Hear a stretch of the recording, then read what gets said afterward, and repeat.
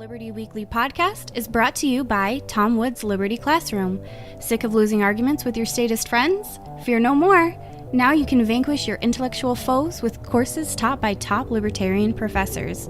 Tool your intellectual arsenal and enroll today by navigating to www.libertyweekly.net/Liberty Classroom or by following the link in the show notes page.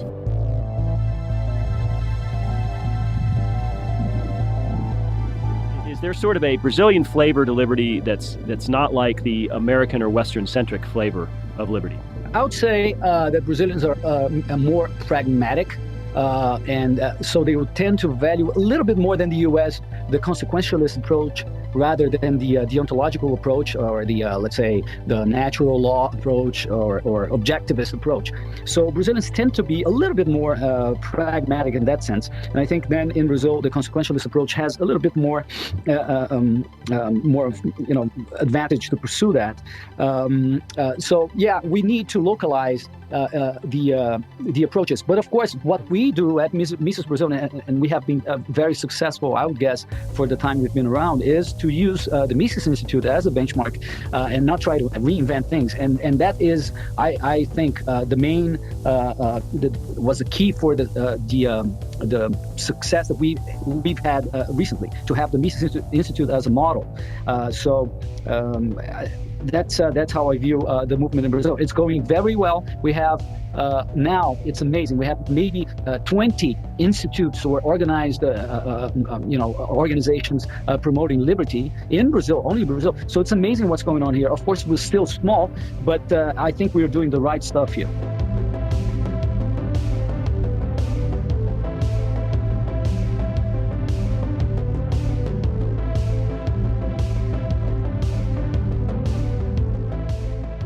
Hello, everyone, and welcome back to another episode of the Liberty Weekly Podcast. I am your host, Patrick McFarland. I hope you enjoyed that new theme music. I switched it out because my dad told me that the old theme music sounded like a porno, and once I heard that, I couldn't unhear it, so I had to make a change here. Plus, we're approaching 40 episodes, and it's good to shake it up every once in a while. So I hope you enjoy that. I certainly like the music, and I was really excited to put that out here today. So I got a really awesome episode planned. I'm very excited. I had a new guest from Brazil. His name is Dallas, and he is a listener of the Liberty Weekly podcast. And so he reached out to me on Facebook to talk a little bit about Brazil and how in many ways Brazil is more fertile for libertarianism than perhaps the United States is. So I'm really excited to get you on, but first I got a few announcements here. First, I wanted to apologize for not doing an episode on Ancap dating. The wife and I, we recorded an episode and we realized, well, first there was some technical difficulties along the way, and some problems with the recording. And plus we realized that every time we attempted it, we ended up sharing things that were a little too personal for the podcast. And so we kind of put the X-nay on that. But I will have her on sometime in the future to kind of talk about her critiques of libertarianism, not so much of libertarianism itself, but of the movement and of the community, perhaps, some things that maybe we could keep in mind when we're interacting with everyone. So sorry we didn't put that episode out. Also sorry I didn't put an episode out Thursday or last Sunday either. After we realized that the dating episode didn't work, I didn't really have any other plans besides doing this episode for Dallas, so I just it wasn't in the cards, so apologies for that. Also, I wanted to mention my appearance on the Actual Anarchy Podcast that was published today. It's episode number 48, actualanarchy.com/48. We did The Shining as a belated Halloween episode. It was in the works for a while, but just with everyone's schedule, things got messed up and Dan was sick, so it got pushed back a little bit there. So I would definitely urge everyone to check that out. I was really excited to do it because The Shining is one of my favorite films, and I feel like me and Dan and Robert and Doc, another guest, a friend of the show, really did a good job really dissecting it and picking it apart. So I would direct you all to navigate to that. There's a link in the show notes page, but there is also, you can get there by navigating to actualanarchy.com/48. And also, Patreon supporters of the Liberty Weekly podcast will have access to the entire video of us doing it. It's about 4 hours behind the scenes in total. The show itself was about 2 hours, so it's just a different format than what we do here at the Liberty Weekly podcast, which is a little shorter too.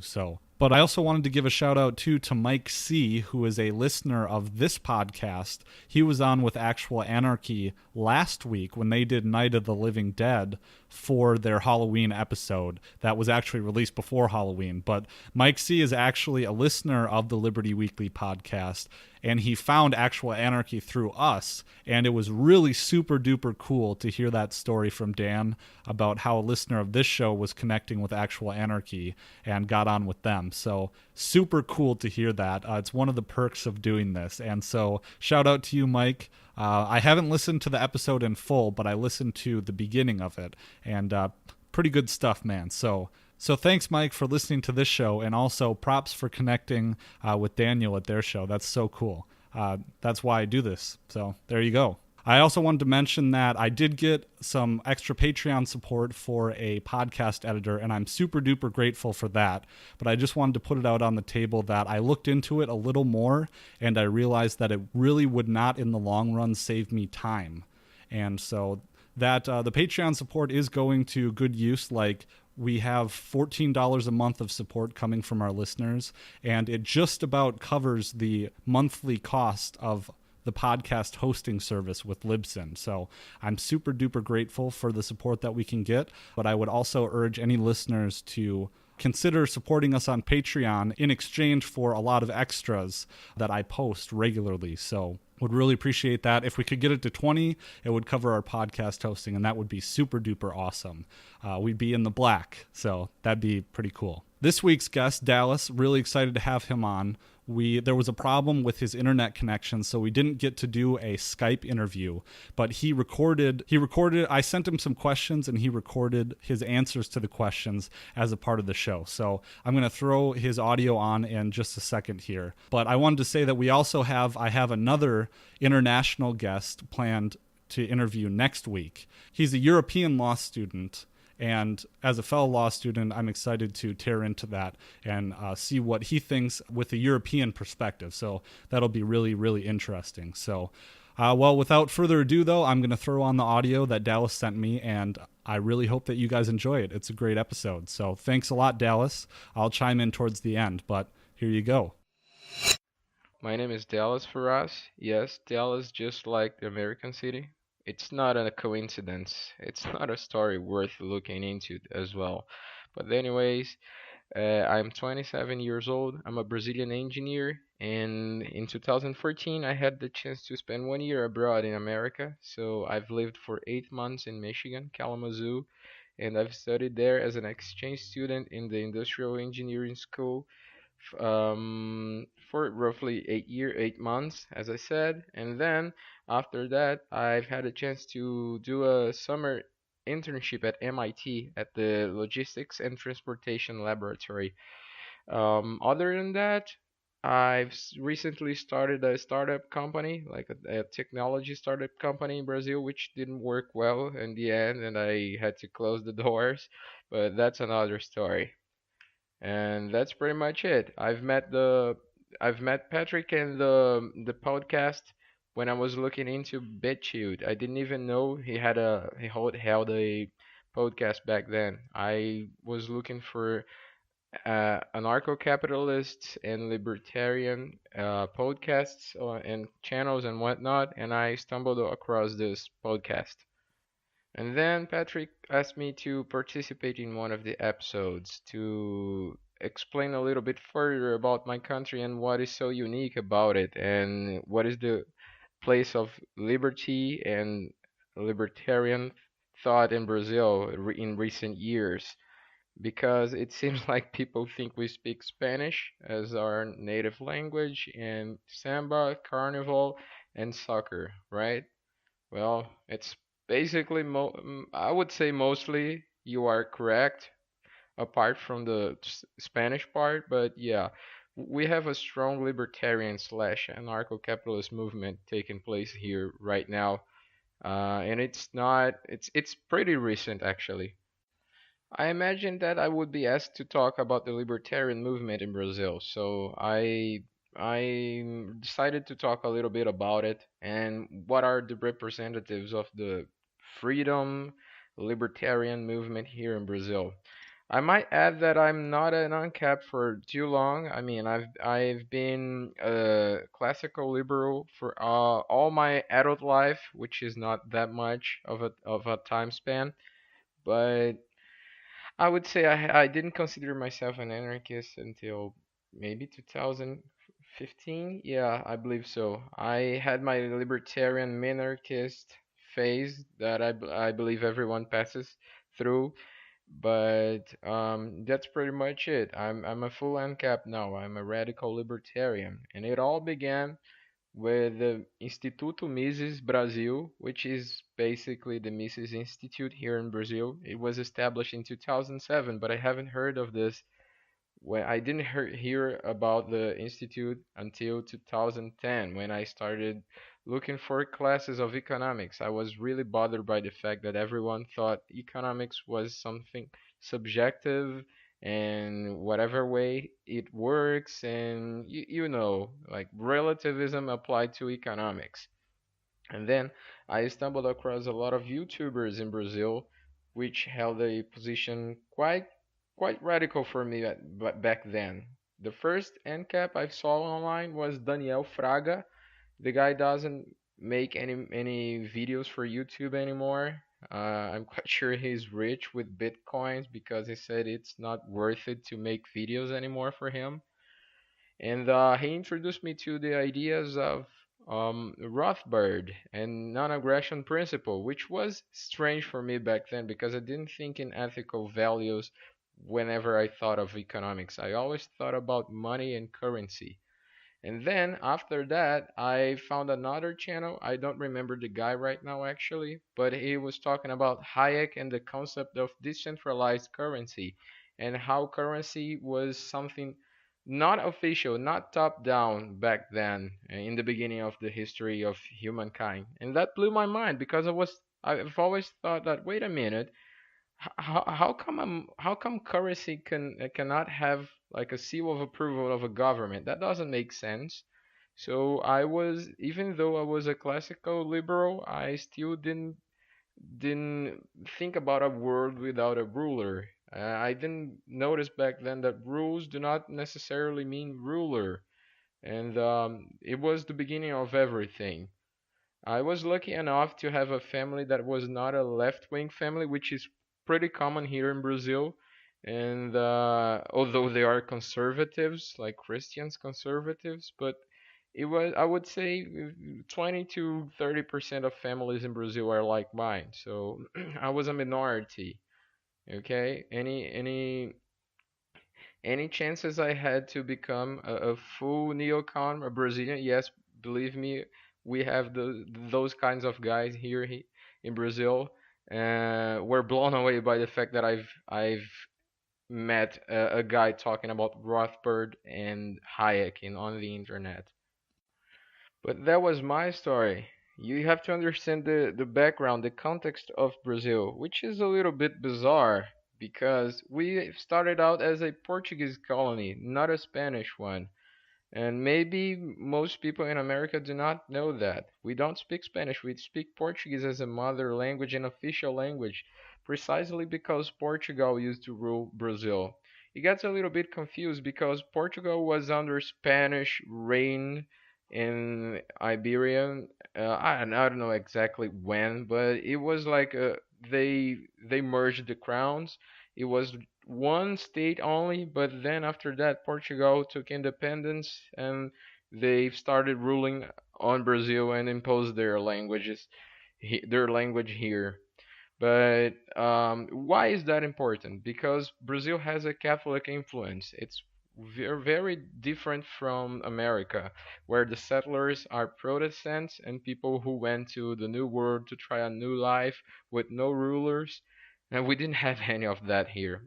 Our story begins with centralized power.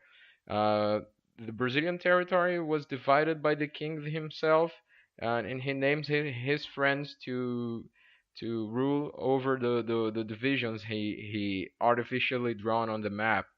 Those are straight lines. You can tell by a glance that those are not natural divisions. Those are administrative divisions. And then you've always had the figure of a powerful guy here, like an immediate guy ruling in the name of the king, you know. And back then, the only thing they used to do was plant sugar cane so they can sell and give the money to Portugal. And the king never stopped looking for gold, which the kings, the family, the crown only found a couple decades later, when the settlers finally began to get accustomed with Brazil and not to think of themselves as Portuguese people anymore. But it took a time, it took a while, you know. And still, Brazilians always trusted in figures of powers, even though the king was not a well wanted person here in Brazil by the settlers and their kids. Still, they loved the rulers, like the Iron Fist rulers from Brazil who opposed the kings. That's something I will never understand. After that, we had two emperors back in the 18th and 19th century. It was surprisingly not that severe, you know. It was better than the democracy we have right now. We didn't have hyperinflation. We had a solid currency for more than 60 years.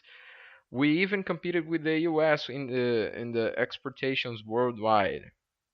But then, in the turn of the century, in the 20th century, there was a coup d'état and held by the, I would say, generals. I'm not sure if they were generals, maybe few generals and a marshal. Yeah, I would say a marshal. I don't know the rank of the army back then, but anyways, it doesn't matter. They were guided by the positivist ideology, which is kind of weird and in the resemblance with fascism, like real fascism, not the social justice warrior fascism. Yeah, and that's the idea behind Brazil even today, even more than 100 years later. You can look at Brazil as a big block of people chaining the idea of positivism. It even shows in our flag, Ordem e Progresso, which means order and progress. Someone has to design something top down and hand over to us, which is quite different from the other countries in Latin America where they are like really in favor of socialism. We are not. Brazilians are not. In general, Brazilians are in favor of a strong ruler that designs everything and provides everything through the government, but not necessarily a socialist guy. We are closer to Chile and Pinochet with the Chicago Boys back then than we are from Argentina or Colombia or Venezuela. Brazil always had this moral Christian background that didn't allow us to become a socialist banana republic, you know? But believe me, people tried. We had like a couple presidents who tried to turn us in Maoist China, and it didn't work out in the end. Other than that, we had a fragile democracy from I would say the coup d'état up to 64, when the communists were thrown out the political scenario because there was another coup d'état, and the militaries who took the coup d'état in 64, they ruled over Brazil up to 85, which makes 21 years of military government, and they were concerned about morals and Christian values and patriotism, but they didn't take care of the universities. They didn't force the culture. They didn't do any brainwashing, at least not over the surface. The communists took over the universities, and that's why you have like this sort of Europeanish like social welfare state that we have now today. Because in 1988 we had another constitution, and it's pretty socialist. I would like to have Patrick to analyze it another time so he can see how bizarre things are, and it's still going on. And I'm quite sure you guys remember Lula da Silva, our former president. He was like the image of this kind of politics, because he started as the president of the Union of the Workers, I believe it was metal workers, and he noticed that his career wouldn't fly if he still had like that strong and angry face and talked about Marxism and blah blah blah. So he started wearing suits and made friends with crony capitalists, and that's why we are in a big crisis, because Brazilians like good fatherly figures to take over Brazil and blah blah blah. And yeah, we are facing a crisis now, and maybe the guy who's gonna win the next election, he's quite close in analogy to Trump. He's a right wing guy. He also wants to save the country. His rhetoric is like, I am the only one who can save Brazil right now. Vote for me, and all your problems will be solved. But luckily for us, there is something else going on in Brazil right now, and it's the fact that from 2007. We've had libertarians bringing and translating things to Portuguese, especially Hoppe, Mises, and Rothbard. Rothbard, yeah, I have a hard time saying his name. We say Hotbard in Portuguese. One thing that I find curious about Brazil is it's quite different from America when it comes to backgrounds and proud heritages. Because when I've lived in America for 1 year, I've noticed that Americans did something that no Brazilian would. They would start the conversation, or it would show up in the conversation in the first 20 minutes by saying, "Oh, nice, you are a foreigner? Okay, where are you from?" And I would say Brazil, and he would say, "Okay, I am half Spanish and half French." And then the other guy, "Oh, you're Brazilian? I am half French, half Irish." And I've always thought, this is interesting. We don't have this in Brazil. It's like a melting pot. No one cares where you're from, in Brazil, which is like it has something good and something bad on that, because in America you are proud of your culture and your tradition, and it's quite hard to change things, and for the best and for the worst. For instance, in Brazil, we don't have a background of libertarianism, but the idea is good enough. So we will accept the idea of libertarianism and anarcho-capitalism, even though it's radical. And I'm quite sure if we were like Americans, we would say, okay, but that's not the way our ancestors thought about the government and how life should be lived. And that's interesting because you guys have a libertarian slash small government background, which goes back to the founding fathers, Lysander Spooner, and whatnot. We don't have this in Brazil. The freest, most free thing I can think about Brazil is our emperor, Pedro II. He was liberal for classical liberal for his time in the late 19th century. But other than that, we don't have a history of that, of liberal, classical liberal libertarianism or anarcho-capitalist capitalism. But that didn't stop Brazil from accepting and welcoming the anarcho-capitalism, which is why I think it's the country where there is the strongest movement on earth today. Did you know that Mises shows up in first in before Marx on Google? I didn't know that. I've recently read that. But that says a lot about things. If you shout on the streets, taxation is taxation is theft in Brazil, you will have a round of applause and people supporting you and say, "Hell yeah!" I can't believe that it would fly in America if you brought from a different place, a different kind of belief, like totally alien from what people normally think. And that's why I believe Brazil is where the things are growing stronger. Young people are becoming anarcho-capitalists in waves, and that's worrying the left-wing parties and their thugs. And there have been battles in universities and schools because they feed from the soul of the children, and they're not gonna be able to do that any longer. Especially because their ideology might be cool, might be I have a hard time with this word.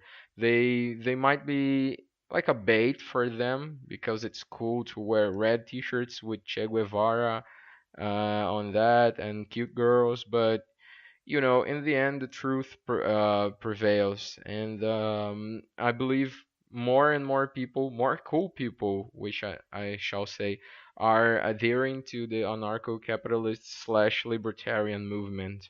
Well, current Brazilian political spectrum is a little bit complicated. We've had a president, the first female president, Dilma Rousseff, and she has been impeached last year. And protests have been taking place actually in Brazil since 2013. People are fed up with the corruption, high taxes, and whatnot. So everything is uncertain. And I'd like to point out there is a difference between anarchy, which means no rulers. That's maybe obvious for people, but anomie is a little less known word, and that means no rules.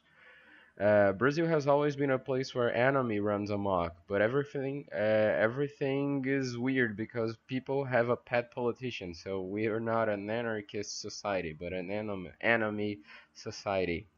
Everybody loves politicians, even though people hate government. That's a weird feeling, but that's how Brazil works.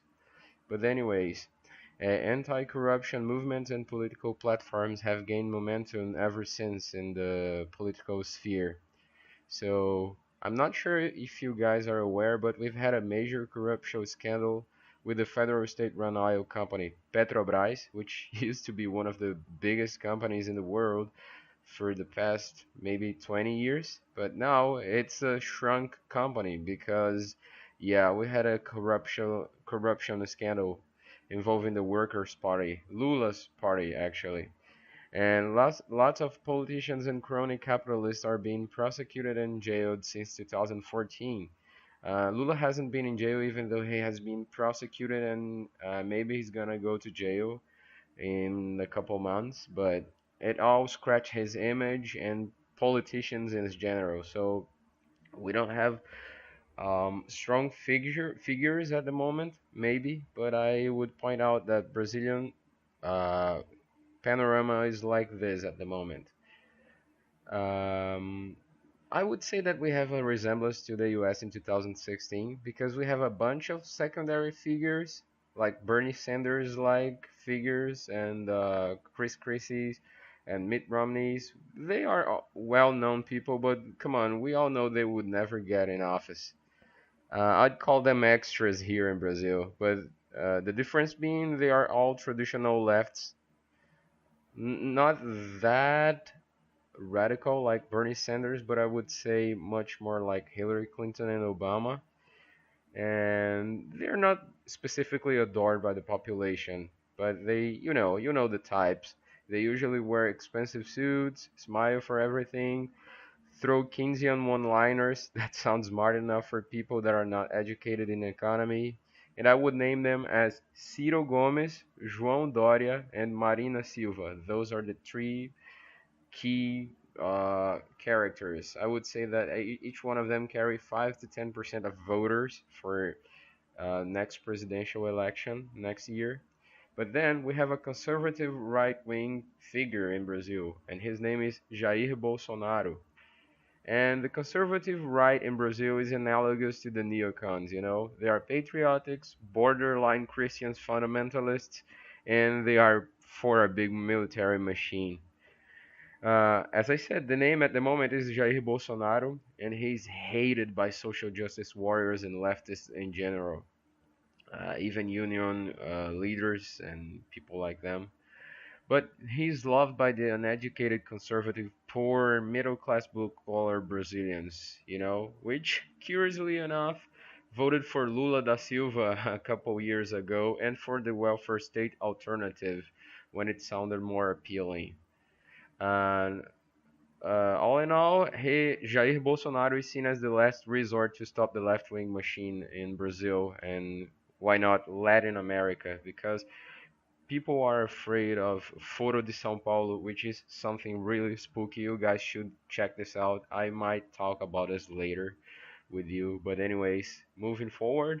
Finally, if you want to talk about liberty in Brazil, there are two main parties who vowed to defend liberty as a core of the party. The first one is Novos, which roughly translates to the new one, and it was founded only for by non-career politicians, and the only main of the party is to propose and pass bills, acts, and amendments which help reduce the state.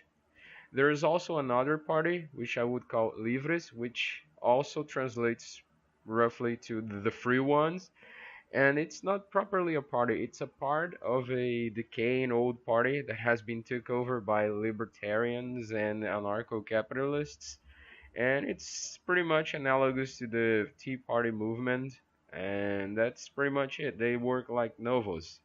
But in the end, I believe that Rafael Lima from the Ideias Radicais YouTube channel is right. It doesn't really matter who's gonna be president in Brazil in 2018 for a very special reason. Brazil's Congress has approved a recent amendment that puts a federal budget cap on the expenditures.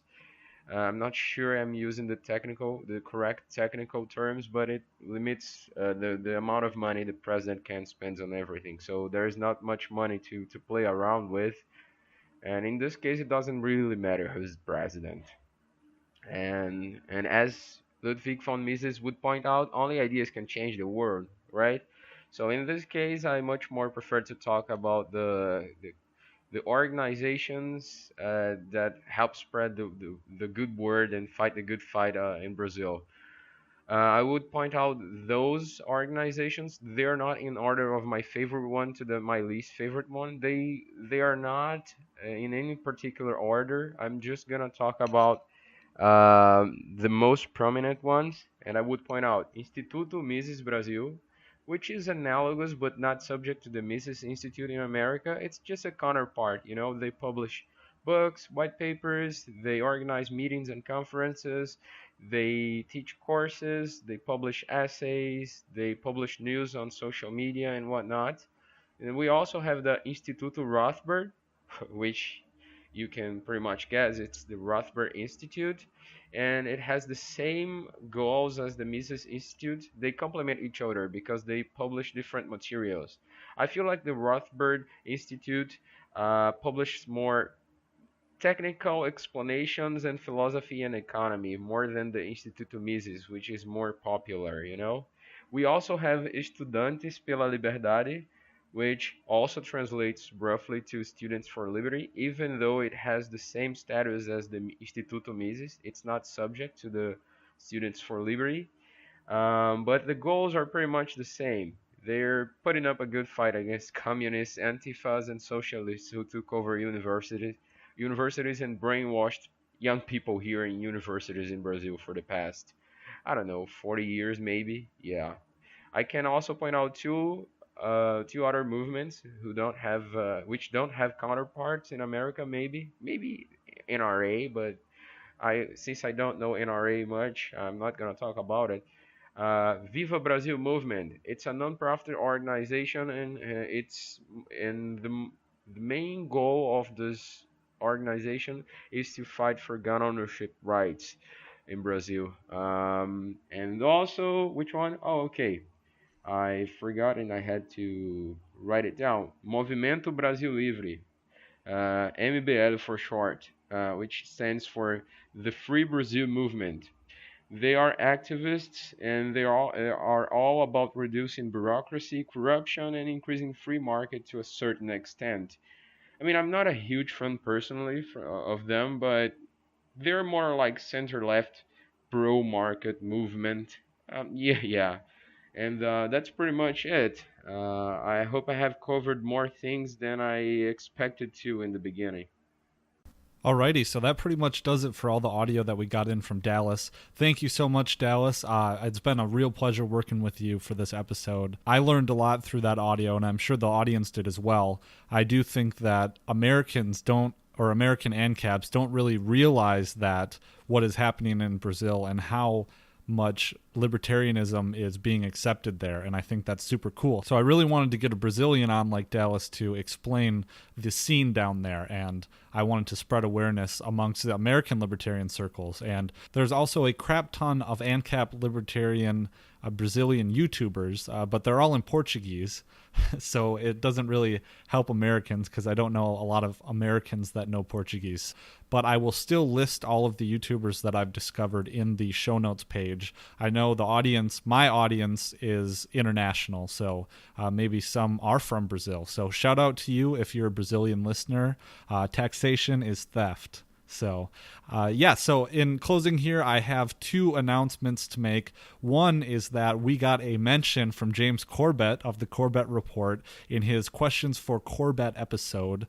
I sent in a Twitter question about his favorite Smashing Pumpkins song because I know that Corbett is a big fan of the Smashing Pumpkins, and the wife and I are also fans.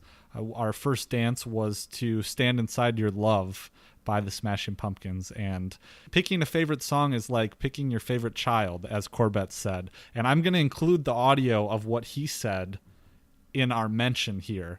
So here's that. All right, since we're coming to the end of the episode here, let's wrap things up in a lighthearted way. We have a tweet in on the Q4C hashtag from Liberty Weekly, at Liberty Weekly. Liberty Weekly is a great little podcast. If you haven't listened to it, please do check it out. They have some great episodes. I thought the episode on eugenics and minimum wage was especially fascinating little bit of history, and definitely worth checking out. So I'll throw the link into that in the show notes. But at Liberty Weekly tweeted me, James, I know you like the Smashing Pumpkins. In the interest of October, the wife and I want to know what your favorite SP song is. Either you don't know what you ask, or you do know what you ask, and you're being cheeky. Yeah, you can't ask a real fan what is your favorite. I mean, that's insane. That's impossible. It's, what is your favorite child kind of question. What is your favorite SP song? No, I can't answer that. If I had to, I guess I could narrow it down to the top 100 songs. In fact, I did. You weren't expecting that. Yes, a couple of years ago, I put together my top 100 Smashing Pumpkins song playlist for my subscriber newsletter, and oddly enough, not many subscribers were interested. But hey, in the interest of answering your question, I'm going to put that playlist in the show notes for this Questions for Corbett, so you can check out my top 100 Smashing Pumpkins songs, and my number one would be in there somewhere. It depends what day of the week you're asking and what way the wind's blowing. I guess today, at this point, I'd say Translucent. But, I mean, don't hold me to that. And tomorrow would be something different. So anyway, I'll put in my top 100. And you and your wife can enjoy that playlist, along with, I hope, some other people in the crowd. Alrighty, a big thanks to James Corbett for that mention there. And for the record, I tweeted this to you already, but I was being cheeky a little bit. But our favorite songs, well, mine at least, are 1979, Stand Inside Your Love, and Try, Try, Try. So those are pretty surface level. Those aren't deep tracks, but nonetheless, they are my favorites. So also, Dallas got wind of this, and I believe Dallas is also a fan of the Smashing Pumpkins in some sense. So he included this clip. I can't name my favorite Smashing Pumpkins songs. Today, Mayonnaise, Spaceboy, Luna, Tonight, and I would say Cherub Rock. That's it. Which ones are yours? Thanks for that, Dallas. But now that you mention it, Mayonnaise is one of my favorite songs too, as well as The Wife. It's her favorite song. So it's like picking your children. I mean, it was a cheeky question for sure. So as we wrap up here, I just wanted to close mentioning the Libertarian Union, which is a podcasting station, a loose confederation, if you will, of podcasts, libertarian podcasts, including myself, the Liberty Weekly podcast, Actual Anarchy, Don't Waste Your Hate, the Wizardly Wisdom podcast, Peaceful Treason, also Kyle's Files, Foreign Policy Focus, and I really hesitate to name them all because I probably will leave one out accidentally, so apologies if I left anyone out. I don't have it in front of me, but if you want to check out other libertarian podcasters, there are literally hundreds of episodes that you can listen to fill your time. You can find them all at libertarianunion.com. So be sure to check that out and to support our friends there at Libertarian Union. Okay, so that'll just about wrap it up. I really hope that you enjoyed the show, and I'm looking forward to putting out episodes a little more regularly in the future than the last couple weeks have been. Also, don't forget to subscribe, rate, review us on all of your favorite pod-catching platforms, as Daniel likes to say. It really does help out the show if you would leave a written rating on iTunes for the show, or just a 5-star rating, 5 stars, would really help the show as well. It helps get us more exposure in iTunes itself. So thanks so much, everybody. We'll see you next time.